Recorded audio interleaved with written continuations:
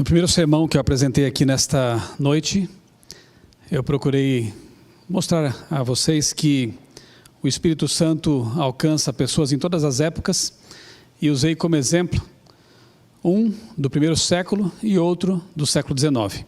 Falei sobre Nicodemos, alguém que procurou Jesus à noite por vergonha de ser visto ali com outro mestre e que, no entanto, mesmo assim foi recebido por Jesus, porque para Jesus o que importa é quando você vai a Ele. Não importa de que forma, nem em que circunstância, o que importa é ir a Jesus. E falei também sobre um exemplo que eu apresento aqui em meu livro, A Chegada do Adventismo ao Brasil, o exemplo de Adolfo Hort, um dos pioneiros da mensagem adventista no Brasil, que de destruidor de igrejas, ele queria destruir a igreja de Gaspar Alto, a igreja nascente ali, adventista, a primeira igreja adventista organizada no Brasil, tornou-se construtor de igrejas.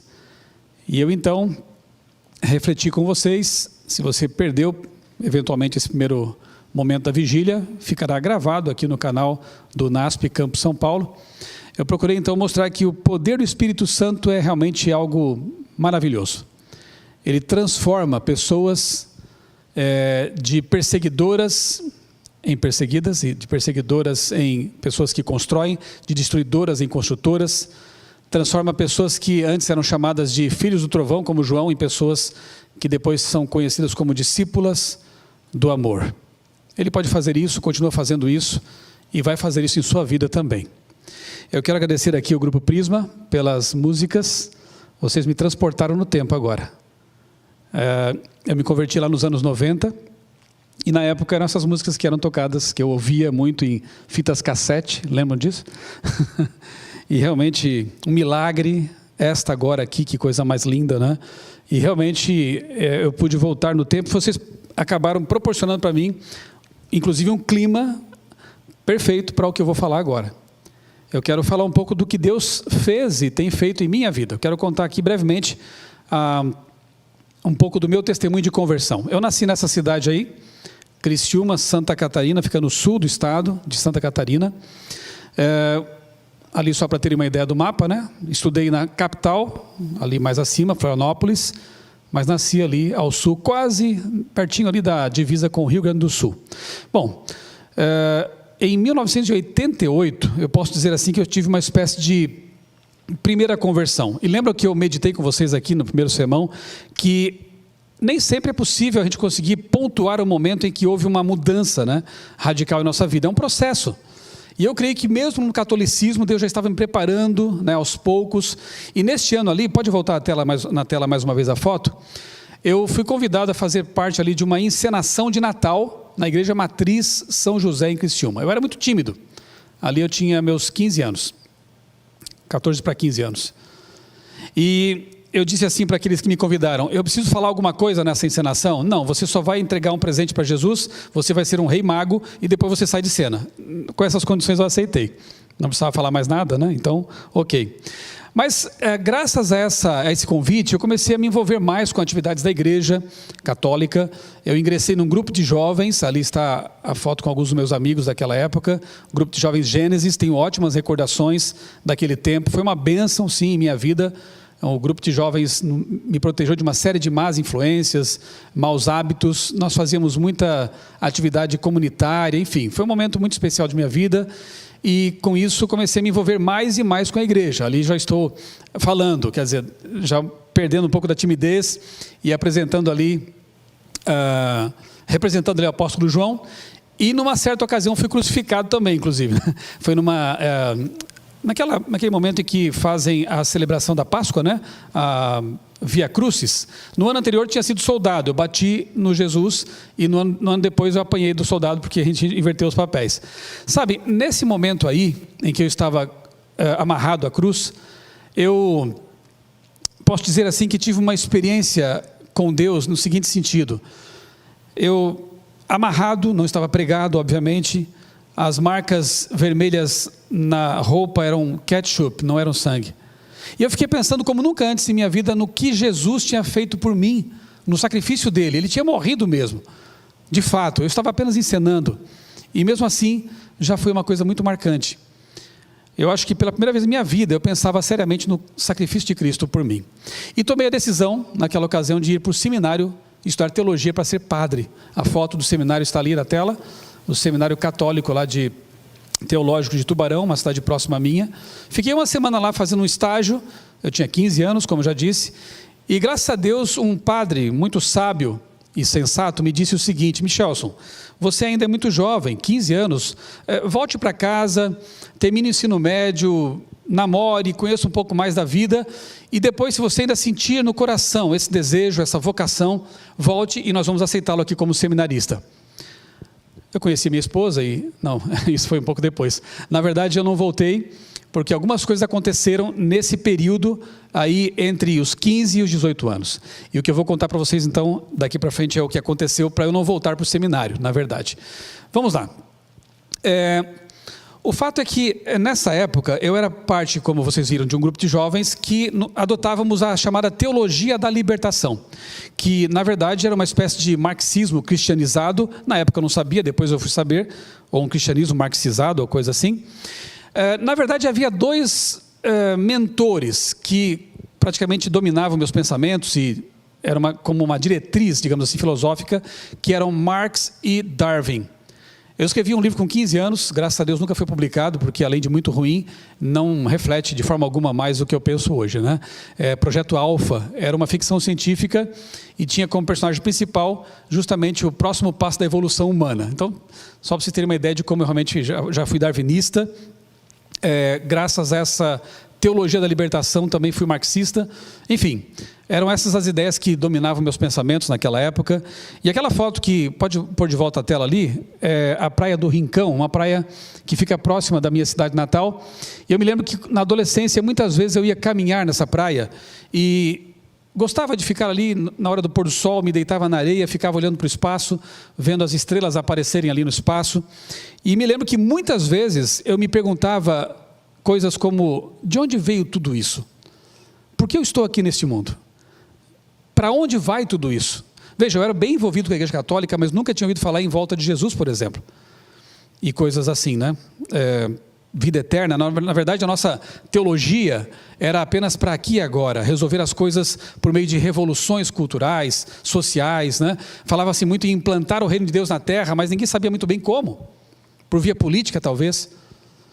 E eu me sentia muito frustrado, porque na verdade havia um vazio que não era preenchido por essa religião utilitarista politizada. Eu voltava lá para os meus livros de filosofia e darwinismo e evolucionismo, enfim, para as revistas que eu lia, para os documentários que eu assistia, e não encontrava respostas, porque me diziam que o universo era apenas uma explosão cósmica, né? A origem dele seria o Big Bang.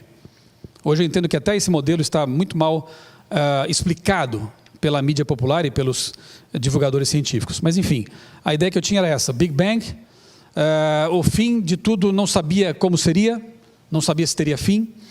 Eu me via como uma espécie de animal racional simplesmente porque eu acreditava na teoria da evolução. Não havia sentido. Eu pensava, por que lutar tanto por certas causas que nós lutávamos, não é? Se no fim das contas tudo vai dar em nada.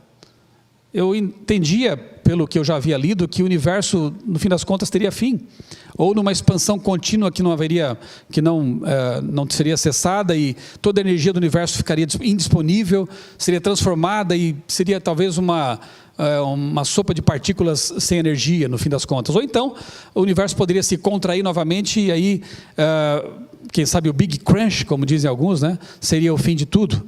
Ou seja, o fim era certo. E eu pensava que todos os nossos esforços, todas as grandes realizações humanas um dia seriam nada, e nem sobraria memória do que fomos como humanidade aqui na Terra. Frustrante, não? Além dos problemas de um adolescente, eu me adicionava esses aí à minha cabeça. Então, muitas vezes eu deitei nessa praia e ficava com essas dúvidas, né? E não encontrava respostas, nem nas leituras científicas e muito menos na teologia que eu abraçava na época, porque realmente não oferecia respostas. Bem, a história prossegue e podem colocar para mim na tela, por favor. O ensino médio foi determinante na minha vida, porque enquanto eu cursava Química lá na minha cidade, porque eu tinha ideia de depois, quem sabe, ingressar no curso de Biologia, Astronomia, alguma coisa assim, porque eu sempre gostei de ciência, ali eu conheci um jovem, esse rapaz ali, o loiro, né? Eu sei que não parece mais, mas eu sou o de cima ali, de óculos. Bem, Numa ocasião, eu me lembro que eu estava conversando com um outro jovem sobre alguns assuntos religiosos, e esse rapaz, que eu não sabia, era adventista, criacionista, se aproximou, ele se intrometeu na conversa, e foi interessante porque ele começou a defender o meu ponto de vista naquele momento ali. Depois o outro jovem se afastou e ficamos os dois conversando. E o Vanderlei, esse é o nome dele, atualmente ele é bibliotecário do IACS, nosso internato lá no Rio Grande do Sul. Ele me fez uma pergunta bastante... que mexeu comigo. Ele perguntou assim: você quer estudar o Apocalipse comigo? Eu fiquei pensativo um pouco assim, porque eu tinha muito preconceito com evangélicos, com crentes, a gente chamava assim crentes, né? Os não católicos, mas eu fiquei com vontade de estudar o Apocalipse. Sabe por quê? Talvez uns 10 anos antes, tempo da Guerra Fria, os mais jovens talvez nem saibam o que significa isso, mas eu vivi no auge da Guerra Fria. O mundo, a qualquer momento, poderia acabar com uma guerra nuclear, Estados Unidos, ex-União Soviética, se estranhando por ali. E eu me lembro que, quando eu era bem pequeno, organizamos um grupo de colegas, íamos à biblioteca da escola para pesquisar a Bíblia e alguns outros livros, porque a gente tinha medo do futuro, não sabia o que ia acontecer. Qual seria o futuro de tudo, né? E aí eu me lembro que nós, estudando o Apocalipse sozinhos, desajudados ali, descobrimos ali que a besta tem poder na cauda e na cabeça, e já entendemos que seria um míssil nuclear, porque na cauda está o jato, na cabeça a ogiva, e outro de nós dividimos os grupos assim de pesquisa, para cada um pesquisar algum assunto. Um descobriu que a radiação de uma ogiva daquele tempo duraria mais ou menos uns 42 meses, e aí entendemos que seria realmente a besta, um míssil. E o interessante é que eu pregava para meus parentes, meus tios, para meus avós, e dizia: nós temos que nos preparar porque a besta está chegando aí, são os mísseis nucleares. E meus avós e tios diziam: você tem que ser padre mesmo, você sabe tudo de Bíblia. Não sabia nada, mas queria saber, na verdade. Agora pense, anos depois, no ensino médio, vem um rapaz que se demonstrou entendido da Bíblia e me pergunta: você quer conhecer o Apocalipse? Eu queria muito conhecer o Apocalipse, mas eu tinha preconceito. E eu disse: como é esse estudo? Eu posso ir à sua casa, nós temos aqui umas guias de estudo, Revelações do Apocalipse, era aquele curso. Eu disse: não, você me entrega, eu vou estudar sozinho. Eu vou pegar minha Bíblia Paulinas, com imprimatur, e se estiver de acordo com a minha Bíblia, eu aceito, senão a gente para por aqui mesmo. Ok, se você quer assim. Levei para casa, toda semana eu levava aquelas guias de estudo, abria a minha Bíblia, e queridos, eu me lembro como se fosse hoje, a solenidade que tomava conta do meu quarto. Era como se eu pudesse sentir realmente os anjos de Deus ali me assistindo, me orientando, e a minha mente começando a ser aberta. Eu queria provar que o Vanderlei estava errado. E eu caí do cavalo muitas e muitas vezes, ao perceber que eu estava errado, e que a Bíblia realmente tinha razão. Bem, a história vai avançando, e o fato é que foram quase 3 anos de intensa luta, de discussões. Vanderlei, louvado seja Deus, foi muito paciente comigo. Não foi daqueles que dá um estudo bíblico de 6 meses e desiste de alguém, né? Ele insistiu comigo por quase 3 anos.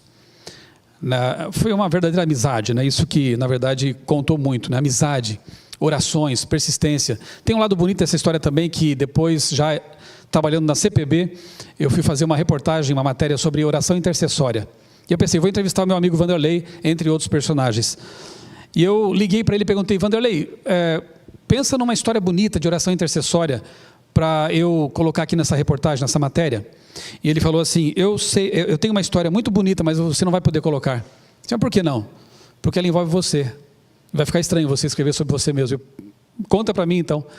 E ele me disse que quando me conheceu no ensino médio, já fazia algum tempo que ele estava orando bem desanimadamente, porque ele disse que orava para dar estudos bíblicos e ninguém se convertia, nunca tinha levado ninguém ao batismo, e ele estava muito triste com isso.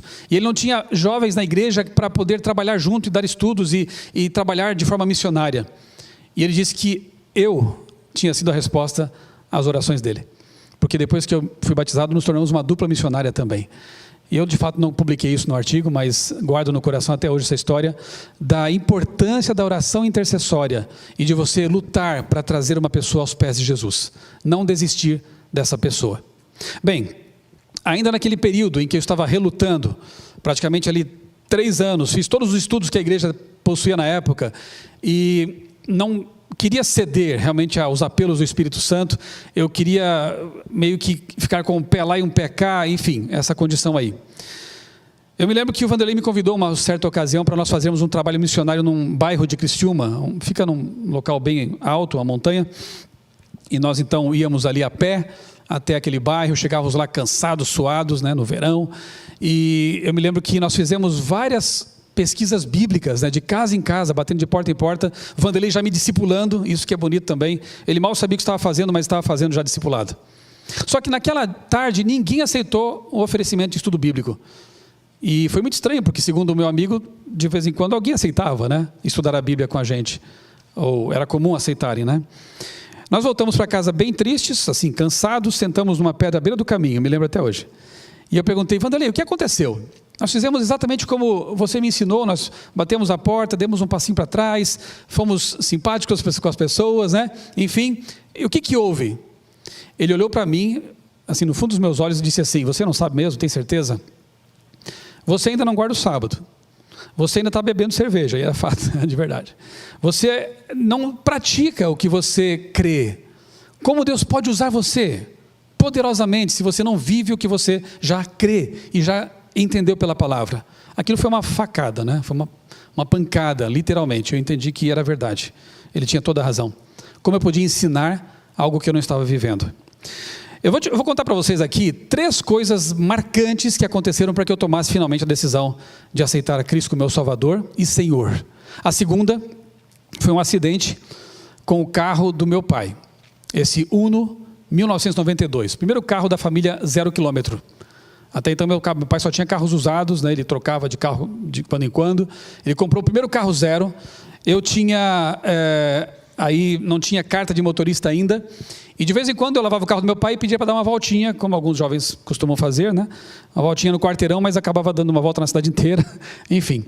Numa noite de sexta-feira, era uma festa de encerramento do curso de Química, aquele curso lá. E eu pensei, bom, eu não bebo mais, e não bebia mais nesse momento mesmo, mas eu quero participar dessa festa de encerramento com meus amigos. E fui, pedi para minha mãe o carro. Meu pai não estava em casa naquele momento, pedi para minha mãe, ela, bom, você que sabe, né? Seu pai não está em casa. Não, eu tomo cuidado. Então, fui para o local da festa e alguém havia esquecido as caixas de som.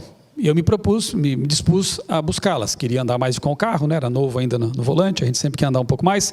Coloquei 2 amigas no carro e fomos buscar as tais caixas de som. No caminho, numa curva, eu vejo 4 faróis alinhados. Assim, que carro é esse? 2 carros, um ultrapassando o outro. E eu só pensei assim, bom, não dá tempo de fazer qualquer outra coisa a não ser tirar o carro para o acostamento. Eu vou subir naquele gramado, tem uma árvore lá em frente. Eu vou subir o suficiente, depois desvio da árvore e volto para a estrada. Como se fosse um videogame, né? Aqui dá certo, mas na prática não deu certo. Saí para o gramado, a roda escorregou e eu bati na árvore. O carro zero do meu pai, sem seguro. Não, tinha seguro. Eu tive que pagar a franquia, inclusive. Mas acabou a festa, né? E eu me lembro que quando eu saí, certifiquei que as amigas estavam bem, não haviam se machucado, olhei a frente do carro destruída, eu pus a mão, o braço no capô, encostei a cabeça, não pensei nem um palavrão, nada, eu só pensei o seguinte, o que eu estou fazendo aqui em pleno sábado? O que eu queria fazer? Eu já sabia que é o dia do Senhor, que é um dia especial, um dia que nós devemos realmente louvar a Deus. Enfim, tudo que você que guarda o sábado sabe que tem que ser feito no sábado. Eu fui para casa, a festa acabou naturalmente, né? Muito pensativo sobre tudo aquilo.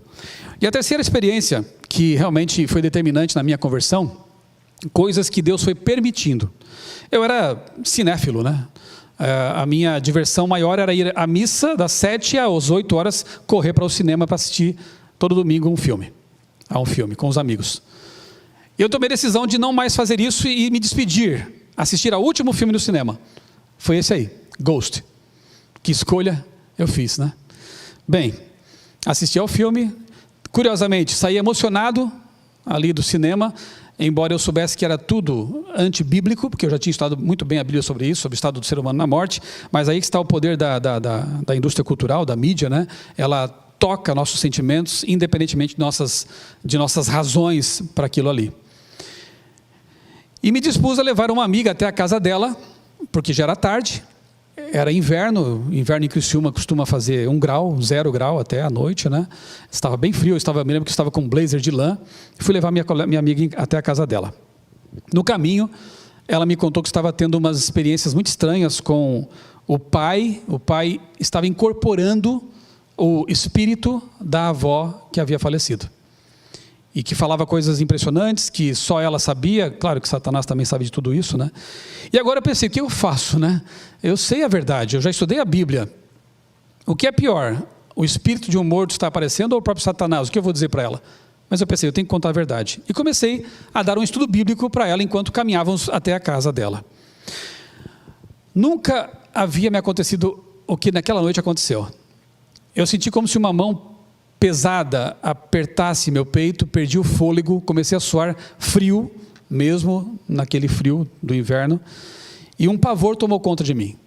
Ela percebeu que eu estava pálido, estava estranho, não conseguia mais falar, e quando chegamos em frente à casa dela, ela convidou para eu entrar, para tomar um copo d'água, para relaxar, quem sabe para descansar um pouco. Eu disse, não quero, eu quero voltar para casa. Eu sentia como se alguma coisa lá dentro fosse me destruir, de fato. E voltei para casa sentindo um pavor desconhecido, nunca tinha passado por isso. Sempre tive boa saúde e estava ali tendo problemas respiratórios, literalmente. Cheguei em casa, me amaldiçoei porque tinha escolhido ter o meu quarto no porão, tive que descer a escada no escuro, acendi a luz, caí de joelhos chorando. Eu entendi muito bem o que tinha acontecido naquela noite. E eu pedi perdão a Deus, porque eu estava sendo mais uma vez um hipócrita que queria ensinar algo para alguém, sendo que eu não vivia essa verdade.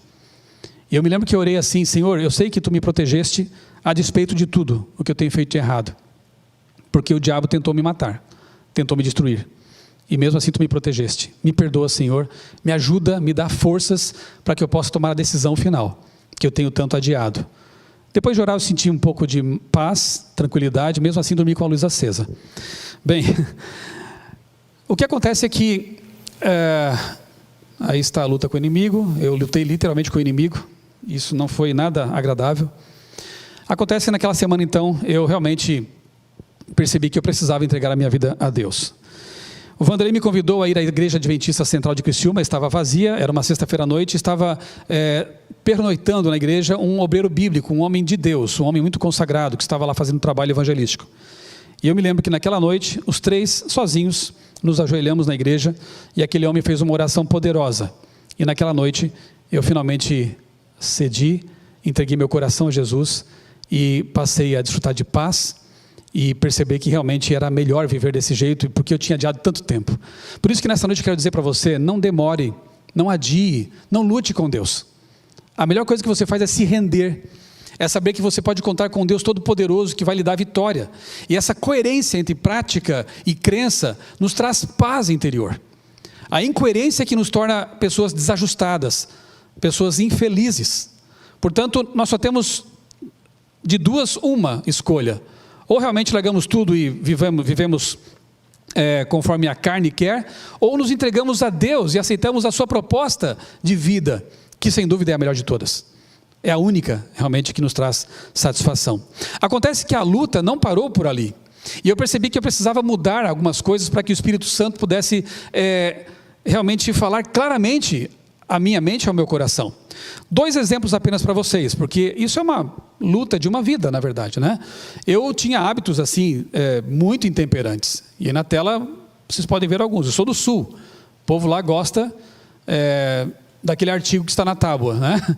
Também bebia, como eu disse a vocês, usava bebidas estimulantes, enfim, está na tela, não preciso descrever muita coisa. Eu tive que pedir a Deus que Ele mudasse o meu paladar, e louvado seja Deus, Ele fez isso.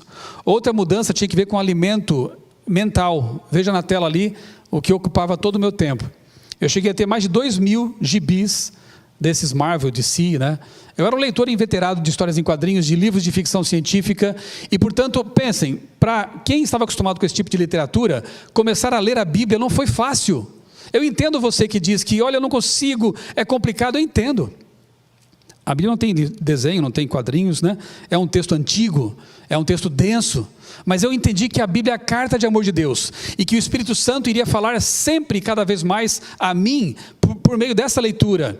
E eu pedi, Senhor, transforma, assim como transformasse meu paladar, transforma minhas preferências literárias, minhas preferências midiáticas, e Deus fez um milagre. Eu me desfiz dessas coisas, e hoje há muitos anos já, eu não consigo passar um dia sem ler a palavra de Deus. É algo que eu não posso nem descrever, eu preciso que você experimente para depois me contar como é, porque eu sinto, quando leio a Bíblia, Deus mais perto. Eu sinto que o autor da Bíblia, o Espírito Santo, quando eu leio com calma, com reverência, esse autor fala à minha mente e ao meu coração. Deus mudou meu paladar midiático, e Ele pode fazer isso com você também. Tanto que eu escrevi um outro livro pela CPB, nos bastidores da mídia, no qual eu faço aqui as minhas reflexões a respeito do consumo consciente dos meios de comunicação. Eu sou um entusiasta do uso da mídia, das mídias, para pregar o evangelho, mas eu tenho que advertir você que está nos assistindo que nem todo o conteúdo que é veiculado nos meios de comunicação é bom. Na verdade, quase a maior parte deles é deletéria, não edifica, e nós temos que ter um filtro bem adequado. Eu coloquei na tela ali, pode colocar de novo para mim? 2 textos para mim são 2 balizas muito boas, Romanos 12:2, Filipenses 4:8. Romanos 12:2, você deve conhecer, diz que nós temos que não permitir que nossa mente seja moldada pelos padrões de pensamento deste mundo, os padrões mundanos de pensamento. E nós temos que renovar nossa mente constantemente por meio da palavra de Deus, para que sejamos sensíveis à voz do Espírito, para que não bloqueemos o Espírito que quer falar conosco. A vontade de Deus é essa, se revelar, mas muitas vezes nós bloqueamos a antena de conexão, a nossa mente. E Filipenses 4:8 é o antivírus mental ideal, né? Tudo que é puro, tudo que é amável, tudo que é de boa fama, se há alguma virtude, se há um louvor nisso, pense nessas coisas. Seja isso que ocupe o vosso pensamento. Agora, se é o contrário disso, descarte. Do contrário, você pode estar bloqueando a voz do Espírito na sua mente. Bem, aqui está então o dia do meu batismo, sem dúvida nenhuma um dos dias mais marcantes da minha vida, 28 de dezembro de 1991, eu entrei com 19 anos naquele tanque da Igreja Central de Criciúma, e foi uma alegria, foi uma paz, saber que meus pecados estavam sendo simbolicamente lavados por aquelas águas, e eu quero convidar você que está nos assistindo, você tem que passar por essa experiência. É outra coisa indescritível, eu só posso dizer que foi bom demais para mim, nunca me arrependi dessa decisão, e eu tenho certeza que se você não passou por isso ainda, você tem que passar por isso e experimentar essa mesma realidade, nova vida. Nicodemos passou por isso, Hort passou por isso, eu passei por isso, falta o que para você? Quem sabe não é nessa noite o dia da sua decisão. Quem sabe Deus não está fazendo o mesmo com você que fez comigo, um processo de anos, de meses, preparando o caminho para a sua aceitação definitiva de Cristo como seu Salvador. Quando eu me rendi, eu senti paz. Foi muito bom. Aqui foi só uma confirmação, né? O batismo foi só a confirmação de uma decisão. Como ensinou aqui o pastor Nastrini, né? O batismo do Espírito Santo é quando você aceita realmente Jesus em sua vida, e o Espírito Santo então vem e transforma você. Como pensar que eu receberia isso depois, se antes do meu batismo o Espírito Santo já estava trabalhando em minha vida, sensibilizando o meu coração e minha mente para a aceitação definitiva? Então, é concomitante, é junto, é um processo maravilhoso, é uma transformação que, creio, a melhor definição realmente é essa, novo nascimento. As coisas antigas ficam para trás, daqui para frente agora uma nova vida com Deus. Essa pode ser a sua experiência também, nessa noite. O livro que o pastor Gilson já pegou de mim, né? Mas eu vou conseguir outro depois, porque o livro é muito bom. Tem que ter aí esse livro, Revolução do Espírito. Ele apresenta algumas condições para recebermos o batismo do Espírito Santo. E eu vou aqui, resumidamente, apresentá-las a vocês. Primeiro, arrependimento. Romanos, Atos, são textos que falam que nós precisamos realmente reconhecer nossos pecados, clamar a Deus pelo perdão, e assim crer que fomos perdoados. Primeiro passo para receber o Espírito Santo, arrepender-se. Reconhecer que a vida anterior realmente não estava alinhada com Deus e que era pecado. Não foi só um deslize, foi um pecado, e você precisa ser específico no pedido de perdão. Senhor, me perdoa por aquilo, e assim crer que o perdão é seu. Segundo passo, confiança total. Devemos confiar que Deus enviará o Espírito Santo, porque Ele prometeu, não porque podemos senti-lo. Não vincule a sua experiência espiritual com os sentimentos. Veja o que Ellen White diz ali: Primeiros Escritos, página 72. Sentimento não é fé. Ambos são coisas distintas. Fé pura é crer que recebemos a bênção mesmo antes que a vejamos. Você não vai crer que o Espírito Santo está do seu lado porque você sentiu um calafrio ou algo estranho na espinha. Não é assim que funciona. Você crê porque está escrito. A palavra de Deus é o nosso guia.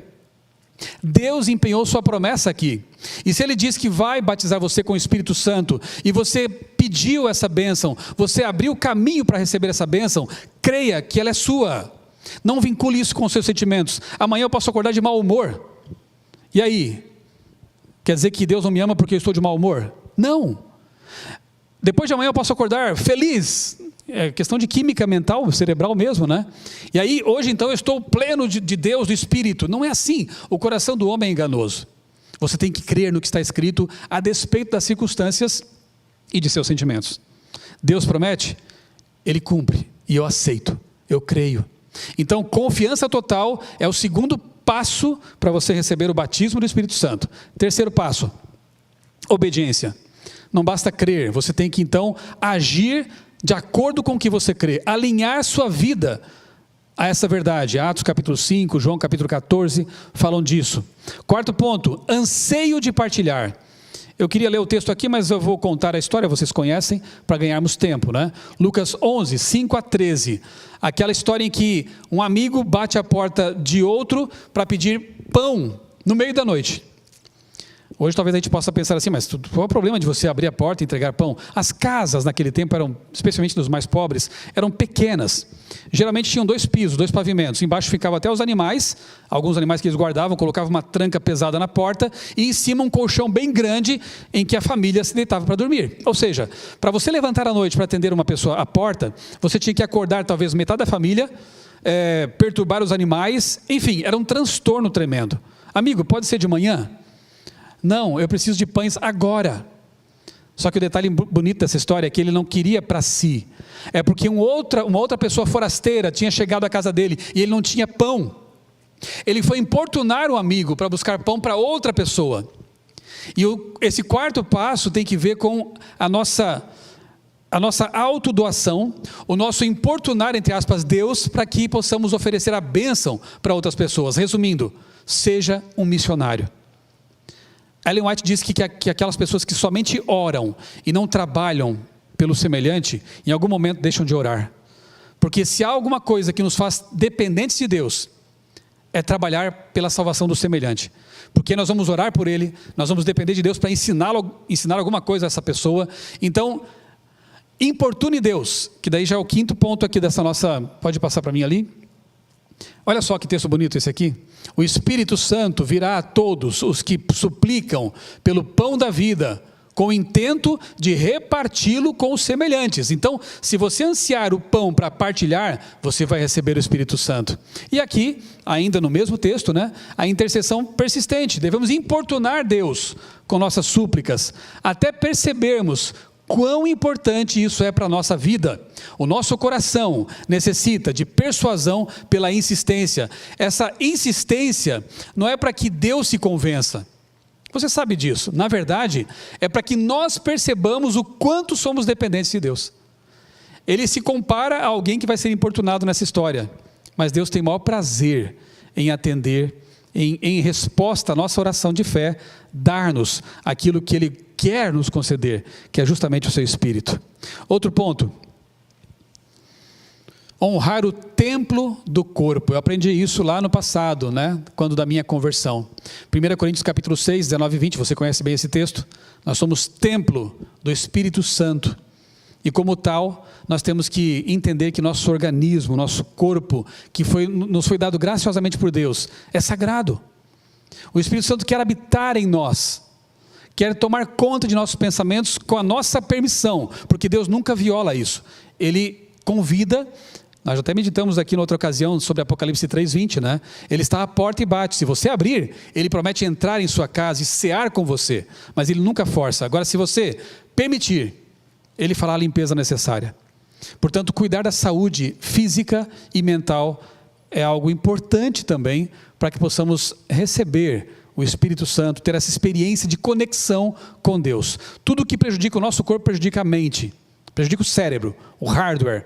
E o hardware danificado vai rodar os softwares de modo ruim, errático, né? Então você vai ter pensamentos ruins, você vai ter uma mente desalinhada com a vontade de Deus. Por isso é importante realmente nós sermos temperantes, essa palavra antiga, mas tão atual, tão necessária. Cuidar da nossa saúde, e você conhece muito bem os remédios que Deus nos deixou por meio da revelação, para que possamos ter a boa saúde. E finalizando, eu quero ler com vocês Mateus capítulo 12, verso 31. Mateus 12, 31. É um texto que para alguns chega a ser até um tanto polêmico, né? Surpreendente até, que diz assim, Mateus 12, se você tem a sua Bíblia aí perto de você em casa, leamos juntos o que diz aqui o texto, verso 31. Por isso vos declaro, todo pecado e blasfêmia serão perdoados aos homens, mas a blasfêmia ou o pecado contra o Espírito Santo não será perdoado. Meu Deus, que pecado é esse que Deus não perdoa? Blasfêmia contra o Espírito Santo. Deus perdoa assassinatos, adultérios, roubo. Davi é um tremendo exemplo disso. Reis que cometeram barbaridades foram perdoados. Enfim, que pecado é esse que é tão grave, hein? Não é que Deus não perdoe. Quando a gente estuda mais a fundo esse assunto, a gente compreende, né? O pecador não quer mais aceitar o perdão. Blasfemar é se colocar na posição de Deus, é usurpar atributos que pertencem somente a Deus, e a pessoa se coloca no trono de sua vida, se torna arrogante, se torna bloqueada à ação do Espírito Santo. Aquela voz se torna cada vez mais fraca, porque o ouvido não está acostumado, o ouvido já se acostumou. Eu costumo pensar num exemplo. Uma vez a minha família e eu fomos viajar, tivemos que tomar um voo em Guarulhos, e aí eu deixei meu carro na casa de um amigo que mora ali perto, e pernoitamos na casa dele. Quer dizer, tentamos dormir, né? Porque os aviões passam ali de forma rasante, perto da casa dele, a cada 15 minutos parece que um avião passava ali e sacudia a casa. Eu não consegui dormir, minha esposa também não, mas a família, curiosamente, dormia tranquilamente. Por quê? Moram ali há anos, estão acostumados com isso. Então, quando você está em comunhão com Deus, com o Espírito Santo, quando você é sensível à voz dele, no momento que você se aproxima de algo que é negativo, pecaminoso, que você não pode se envolver com isso, a voz fala forte. Ou no momento que você precisa fazer alguma coisa para Deus, pregar o Evangelho, enfim, indo numa direção e Deus manda para outra, você escuta aquela voz de forma bastante clara e forte. Mas quando você se afasta, se acostuma com o pecado, com as coisas deste mundo, aquela voz vai ficando cada vez mais fraca, e você não acorda mais. Então, que nós mantenhamos essa sensibilidade, porque do contrário podemos estar no caminho do pecado imperdoável, não porque Deus não perdoe, mas porque você não quer mais saber do perdão. Então, o conselho que nos vem ali, pode colocar para mim de novo a tela, primeiro, prioridades, colocar Deus em primeiro lugar, a família, as coisas mais importantes, e depois, né, na escala de valores, vem o restante. Orgulho e autossuficiência, Deus nos livre dessa coisa, né, de nos sentir autossuficientes, como se nós pudéssemos alguma coisa sem Deus. Terceiro, espírito de crítica. Como essa conexão com a internet nos mostra, né, pessoas tão ácidas, parece que foram batizadas em limão e não na água, pessoas que na menor deslize de qualquer líder já estão criticando, falando mal, promovendo fofoca. Isso afasta Deus. Isso mostra, na verdade, o caráter de quem faz as tais críticas, porque isso revela que o Espírito Santo não está ali. Ellen White escreveu tantas coisas, inclusive muito fortes a respeito disso, né? Dos que se levantam contra, criticam e talvez não façam 1/3, né? Ou 1/10 do que aquele que está sendo criticado está fazendo. Então, abandonemos o espírito de crítica. Vamos nos unir para trabalhar juntos, né? Somar, e não voltar nossas armas contra o povo de Deus, contra a igreja. E quarto, diversões intensas. E aqui eu volto a esse ponto, e com esse eu finalizo, né? Nos bastidores da mídia. Veja, conselhos aos pais, professores e estudantes. Muitos têm se desviado do plano de Deus, seguindo as invenções humanas, em detrimento da vida espiritual. Mais que qualquer outra coisa, os divertimentos estão contribuindo para anular a operação do Espírito Santo e o Senhor é ofendido. Ela escreveu isso em 1913, quando talvez o máximo que houvesse fossem teatros e jogo de baralhos, jogo de cartas. O que dizer do nosso tempo, né? Divertimentos, como diz o autor do livro, né, do Revolução do Espírito, divertimentos intensos, que realmente dessensibilizam a mente, anestesiam nossa percepção espiritual. E hoje o que mais se vê são esses passatempos.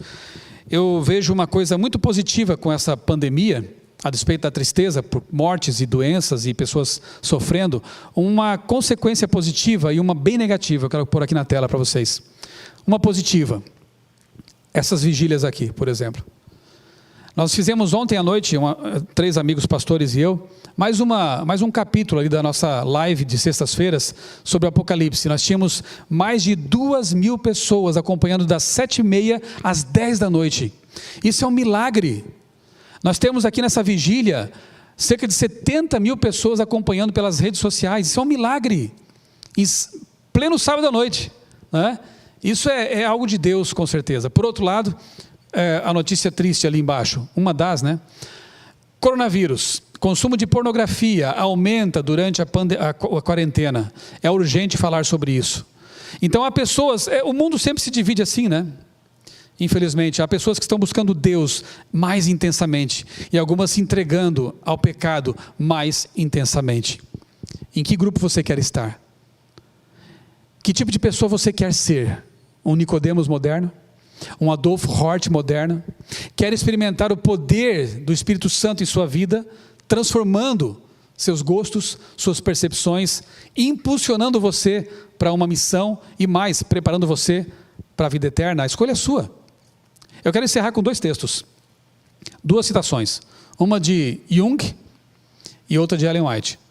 Nascemos originais e morremos cópias. E Ellen White disse no século XIX, somos transformados pela contemplação. Eu quero ser cópia de Jesus, mas para ser cópia de Jesus, eu tenho que contemplá-lo todos os dias, eu tenho que passar tempo com Ele, eu tenho que ler a carta dele, eu tenho que me familiarizar com Ele. Agora, se você passa tempo com Jesus só no sábado, talvez, esporadicamente, de quem você vai ser cópia? Você nasce original, você nasceu com HD 0, né? Novinho em folha, e o tempo passa e você vai acumulando conteúdos, conceitos, e esses conceitos formam sua cosmovisão, e a sua visão de mundo vai ser essa. O Espírito Santo terá acesso à sua mente ou não? Leia mais a Bíblia, contemple mais Jesus Cristo pela fé, procure se assemelhar a Cristo, contemplando-o todos os dias, e eu tenho certeza, a sua vida vai ser transformada. O Espírito Santo vai tomar conta da sua vida, e você perceberá que é tão bom ceder à influência dele, é tão bom dizer: Senhor, guia meus passos, porque eu não sei como andar em segurança nesse mundo pecaminoso. Senhor, toma conta de meus pensamentos, a fim de que a minha mente seja a mente de Cristo. Ele pode fazer isso para você, você tem que permitir, aceitar. Quem sabe nesse momento você possa fazer isso. Vamos orar nesse sentido? Santo Deus, amado Pai, eu te agradeço primeiramente, Senhor, por tudo que fizeste e tens feito em minha vida. Obrigado, Senhor, porque imerecedor como sou, Tu tens me dado tantas bênçãos, tens me dado tantas alegrias, e a maior delas é saber que eu vim das Tuas mãos, que eu tenho uma vida eterna me esperando, e que neste momento eu posso alinhar a minha vontade com a Tua, encontrando sentido para a minha vida. Obrigado pelas histórias do passado também que nos motivam a fazer a mesma entrega que essas pessoas fizeram, como Nicodemos, Adolf Hort e tantos outros. Mas nesse momento, Pai, eu peço por aquelas pessoas que estão nos ouvindo e quem sabe estão lutando para se render ao Espírito Santo. Ó Deus, continua, por favor, continua tocando o coração e a mente dessas pessoas. Assim como Tu nunca desististe de mim, também elas possam ser alcançadas pelo Teu poder maravilhoso.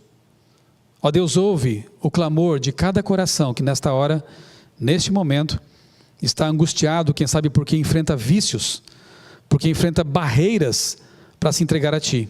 Remove-as cura, Senhor, e que Teu Santo Espírito realmente tome conta da vida de cada pessoa que está nesse momento nos ouvindo, nos acompanhando nesta vigília.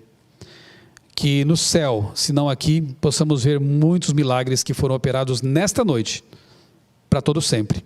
É o que pedimos agradecidos, em nome do Senhor Jesus. Amém. Amém.